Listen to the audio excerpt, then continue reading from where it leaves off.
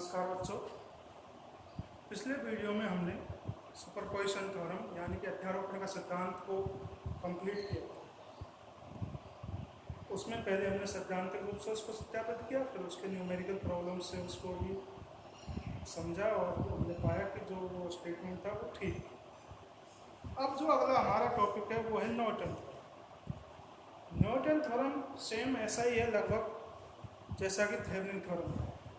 दोनों का purpose same है कि हम एक कोई जटिल सर्किट लेते हैं और उस जटिल सर्किट को छोटा बनाते हैं, सिंप्लीफाई बनाते हैं और जो हमारी आवश्यकता है उसको पूरा करते हैं।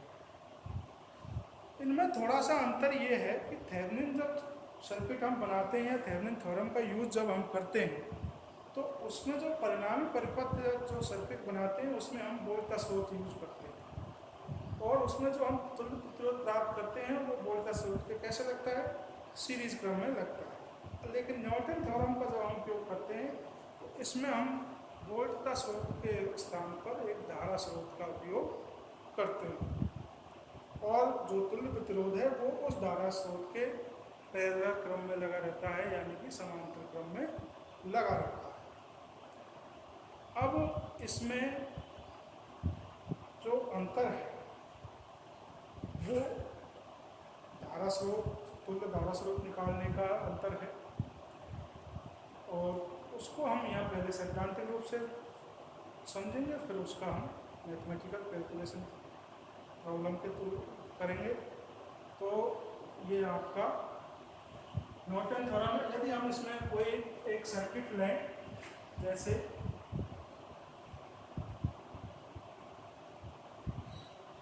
ये सर्किट है,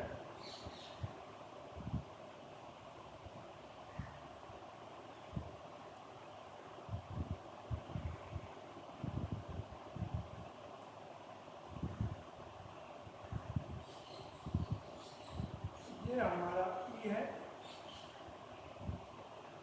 ये Z1, Z2, Z3 और ये हमारे लोड है।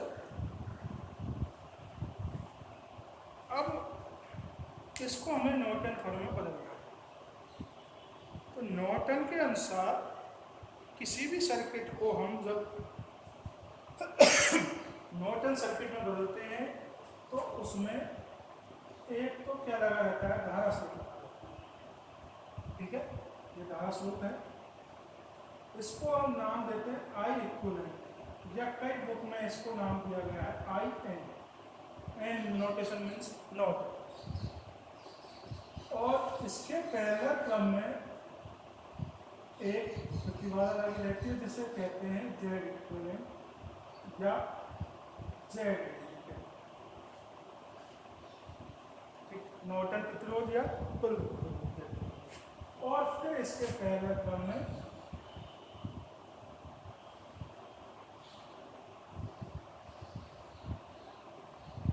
जेड हमारा लोड प्रतिबाधा लगी। ठीक है भाई। तो अब नॉर्टन स्टेटमेंट ने, नॉर्टन के अनुसार ये उसने ये बताया कि किसी भी सर्किट को हम इस तरह के सिंपल सर्किट में बदल सकते हैं और उसमें एक आई एन का मान होगा या आई क्यू का मान होगा, उसके पैरेलल में एक प्रतिबाधा रखी होगी जिसका मान जेड इक्विवेलेंट रहेगा और उसमें समांतर क्रम में क्या लगा रहेगी, जेड। तो आई इक्विवेलेंट क्या होगा, आई इक्विवेलेंट का मान उसने बताया कि आई इक्विवेलेंट का मान जब होगा जब इसको लोड प्रतिरोध को हम हटा दें और उसे क्या कर दें, शॉर्ट सर्किट। यानी ये पॉइंट हम मान लीजिए लोड प्रतिरोध लगा है ए और बी के बीच में, और ये यहाँ भी ए और बी के बीच में होगा। यदि हम ए और बी को शॉर्ट हटाकर जेड एल को हटा दें और उसको क्या कर दें, शॉर्ट सर्किट कर दें, तो वो क्या होगा, हमारा आई इक्विवेलेंट होगा। और जेड इक्विवेलेंट तो सेम ही था कि हम जो भी वोल्ट का स्रोत लगा हुआ है उसको शॉर्ट सर्किट करके ए और बी के बीच में जो भी धारा स्रोत है वो ए और बी के बीच में जो भी तुल्य प्रतिरोध है वो जेड इक्विवेलेंट या तुल्य प्रतिरोध होता है। तो आप इसका स्टेटमेंट्स लिख सकते हैं, समझ सकते हैं। नॉर्टन के अनुसार किसी भी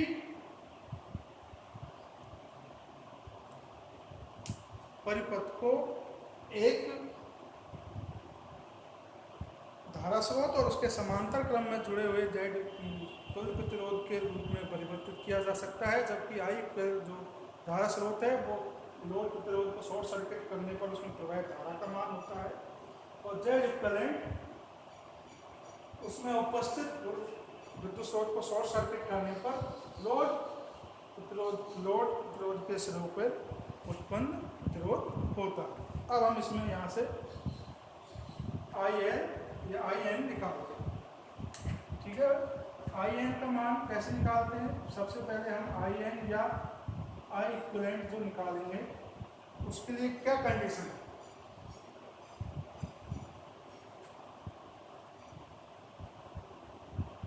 लोड प्रतिबाधा के सिरों को, सिरे कौन से? ए और बी को लघुपत्रित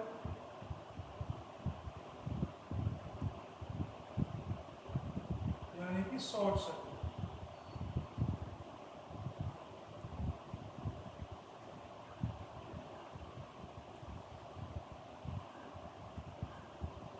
करने पर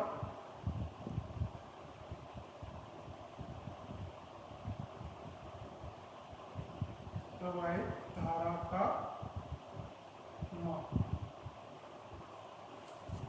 ठीक है भाई, लोड प्रतिरोध को के सिरों को शॉर्ट सर्किट करेंगे तो ये सर्किट कैसा बनेगा?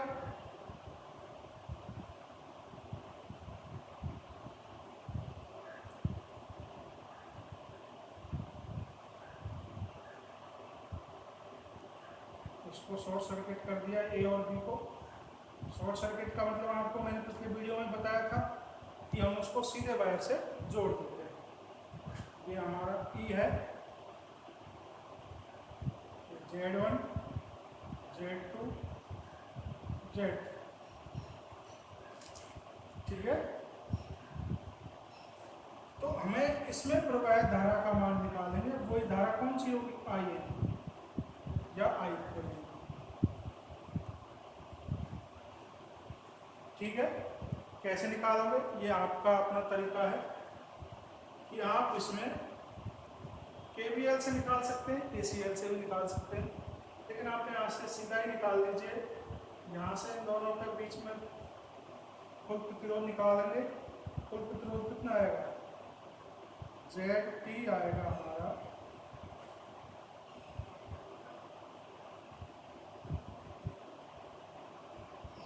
ये तो सीरीज में है, ये दोनों पैरेलल में है, इन दोनों के ये सीरीज में है, तो इन दोनों का multiply upon Z2 plus Z3। ठीक है भाई, और इसको सिंप्लीफाई करें तो Z1 Z2 Z1 Z3 Z2 Z3 upon Z2 plus Z3, ये हमारे पास टोटल प्रतिरोध आता है। इसमें से मान लीजिए इसके इस वोल्टेज स्रोत में इतना प्रतिरोध लगा हुआ है ZT के बराबर, तो यहाँ से प्रवाहित धारा का मान कितना आई माने हम? मान लीजिए इसमें से प्रवाहित धारा आई निकल रही है, तो आई का मान क्या रहेगा? E अपॉन ZT, यानी कि क्या बन जाएगा आई का मान?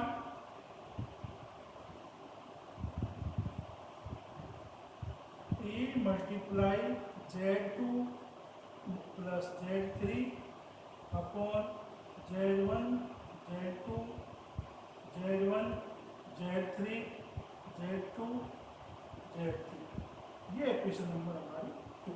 यानी कि यहाँ से प्रवाहित धारा कितनी निकल रही है? इसमें से यहाँ भी आई होगा, आई इसमें से इस स्रोत में से निकलने वाली धारा आई इतनी आती है। अब आई यहाँ पहुँच गई, आई यहाँ दो भागों में डिवाइड हो, हमें चाहिए इस वाली धारा यानी आई एन चाहिए। तो यहाँ से आई एन क्या आएगा, ये आई दो भागों में बटेगी, तो आई एन क्या आएगा, आई मल्टीप्लाई करंट डिवीजन रूल से धारा वितरण नियम से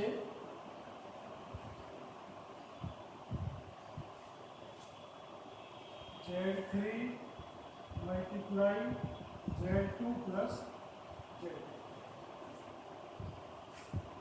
ठीक है भाई। आई एन का मान, आई का मान यहां से वहां रखेंगे तो आई एन का मान आ जाएगा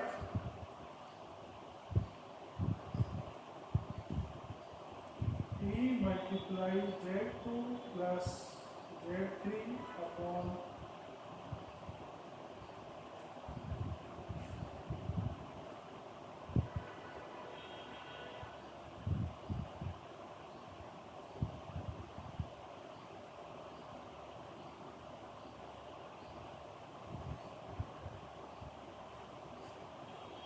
इससे तो ये कट गया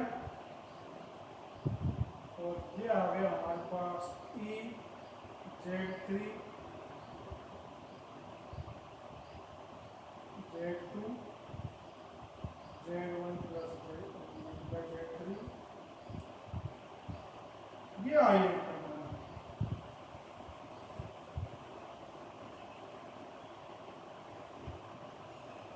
यानी कितने धारा के स्रोत के मान का हमें धारा स्रोत उसमें लगाने को चाहिए। अब हमें सिर्फ और क्या चाहिए, जेड इक्विवेलेंट। जेड इक्विवेलेंट का वही फॉर्मूला है जो हमने थेवेनिन में यूज किया था। क्या किया था,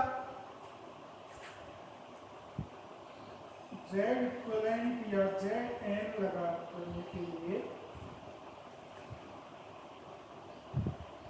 लोड को हटाकर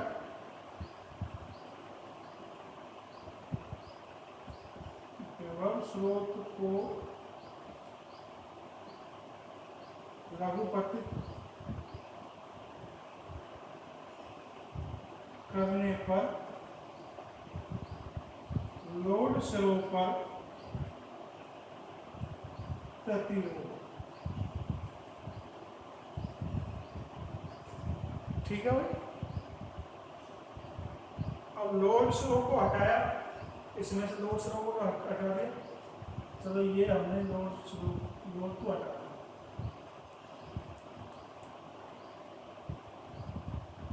ये है तो सर्किट हमारा बना यहाँ से।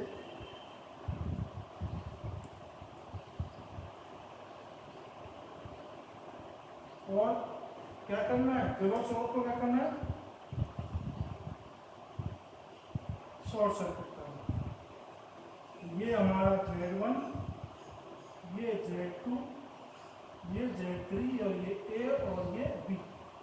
यानी कौन से स्रोत के बीच में विभव स्रोत चाहिए हमें, A B के स्रोत। इधर से हम जब चलेंगे, इधर से जब हम चलेंगे तो हमारे को प्रतिरोध कितना सामना करना पड़ेगा, A से पूरे B सिरे तक पहुंचने के लिए हमें कितना विभव स्रोत प्रतिरोध का सामना करना पड़ेगा।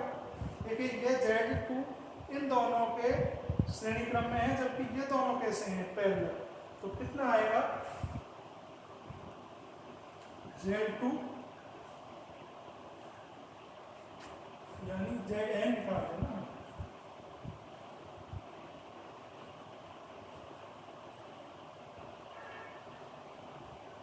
Zn निकाल रहे हैं। तो Z2 प्लस ये दोनों कैसे हैं, पैरेलल में है। तो ये कैसे निकलेगा, Z1 multiply Z3 upon Z1 plus Z3, यानी कि Z1 Z2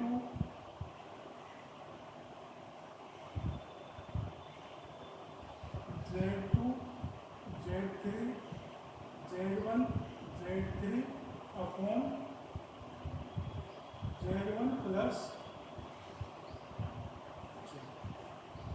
ये हमारा आ गया Zn का मान, यानी Zn या Z इक्विवेलेंट का मान, दोनों का एक ही चीज़ है।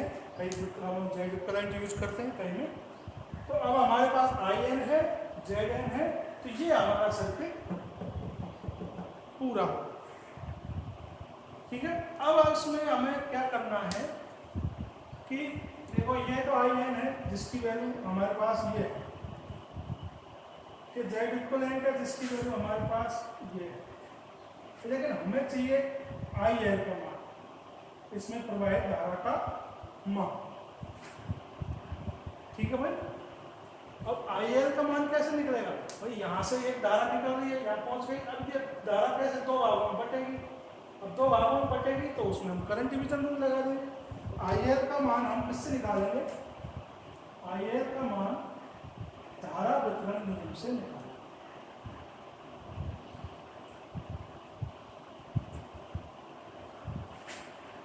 IL बराबर IN multiply current Zn upon Zn plus Z। ये फॉर्मूला आप ध्यान रखें हमेशा, जो आपको काम में आएगा। IN का मान Zn प्लस Zn मल्टीप्लाई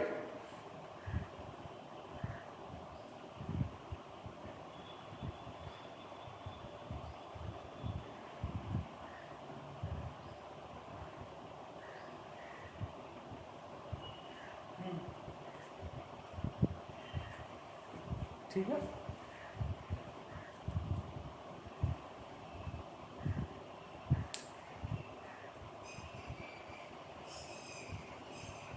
ये वैल्यू आप जब ऐसे ही इसमें रखोगे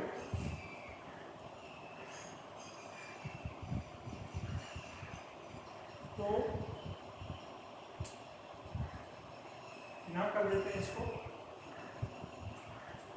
ये आप स्क्रीनशॉट ले लेना, इसका स्क्रीनशॉट ले सकते हो यहाँ से, और फिर हम इसको आगे करेंगे यहाँ से।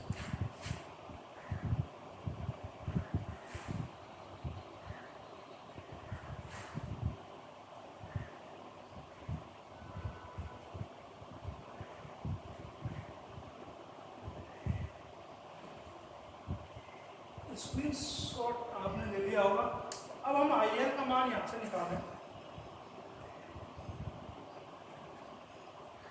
IN की वैल्यू रखी, IN की वैल्यू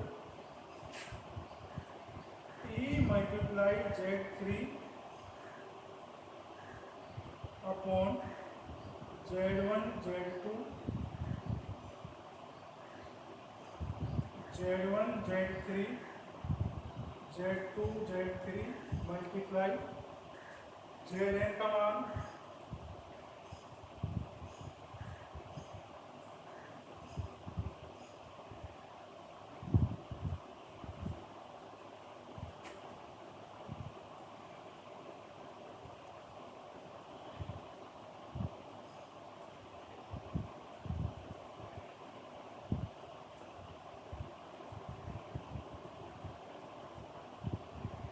इससे तो ये कट गया, plus 1 upon Zn plus Z, इसकी वैल्यू हम बाद में रखते हैं। इससे ये कट गया तो आगे क्या आ गया हमारे पास, EZ3 upon Z1 plus Z3 1 upon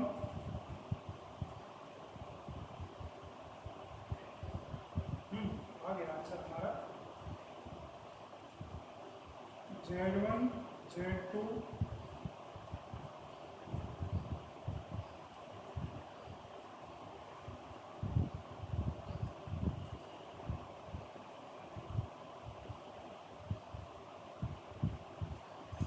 इस वाले पोर्शन को अपन इस तरह सॉल्व कर रहे हैं।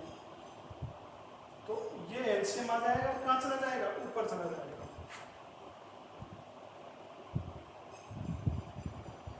उसको थोड़ा उल्टा लगेगा, देखिए उससे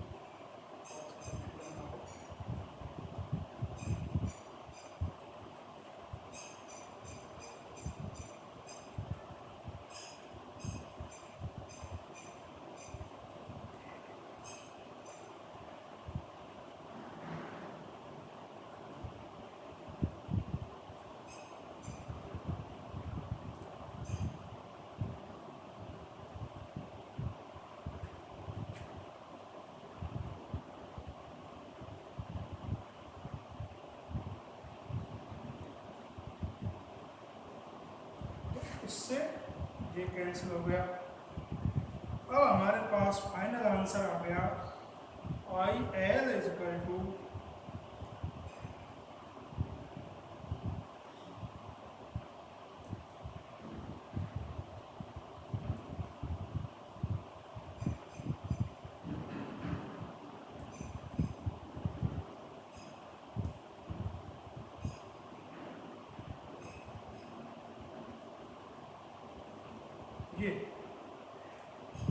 ये ही हमारा आई एल का मान है, यानी लोड धारा का मान है। ठीक है भाई। अब इसमें आप ये देखिए ज़रा, हमने पिछला जो वीडियो में आप देखो, इसी सर्किट को हमने किस में बनाया था, थेवेनिन सर्किट में। उस समय हमने ये यूज किया था